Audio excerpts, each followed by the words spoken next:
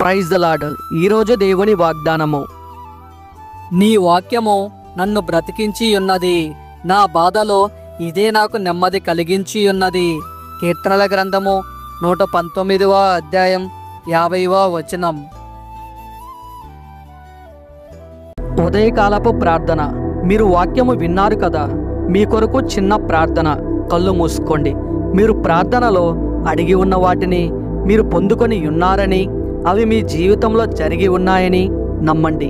Mark సువార్త 9వ అధ్యాయం 23వ వచనంలో, అందుకు యేసు, నమ్ముట నీ వలనైతే నమ్మువానికి సమస్తమును సాధ్యమే అని అతనితో చెప్పెను. స్తోత్రం స్తోత్రం స్తోత్రం స్తోత్రం.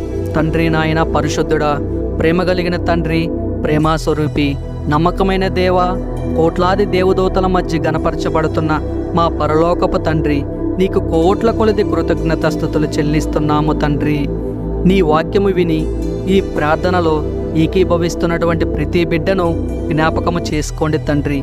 ఏ బిడ్డ ఏ అక్కర్లతో బాధపడుతున్నారో అట్టి బిడ్డలను జ్ఞాపకము చేసుకోండి తండ్రి. వారికి సహాయము అందించండి తండ్రి.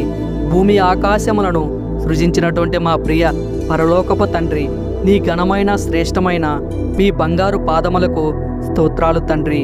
సమస్తమును నీ ద్వారానే కలిగి ఉన్నది తండ్రి. నీ చిత్తానుసారముగానే మా జీవితాలలో అద్భుతమైన కార్యములు జరిగించండి తండ్రి. అనారోగ్యంతో బాధపడుతున్న వారిని స్వస్థపరచువానివి నీవే తండ్రి. సమస్యలతో బాధపడుతున్న వారికి సహాయము అందించువానివి నీవే తండ్రి. గర్భఫలము కోసం బాధపడుతున్న వారిని జ్ఞాపకము చేసుకోండి తండ్రి. ఎందుకంటే గర్భఫలము యెహోవా ఇచ్చు బహుమానమే తండ్రి. నీవిచ్చు బహుమానమే తండ్రి.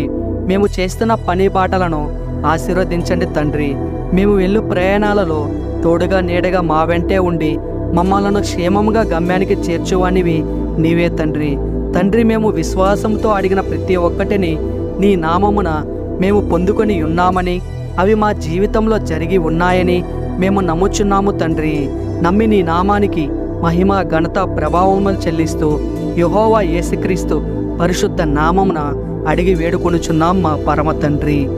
Amen, amen, amen, amen.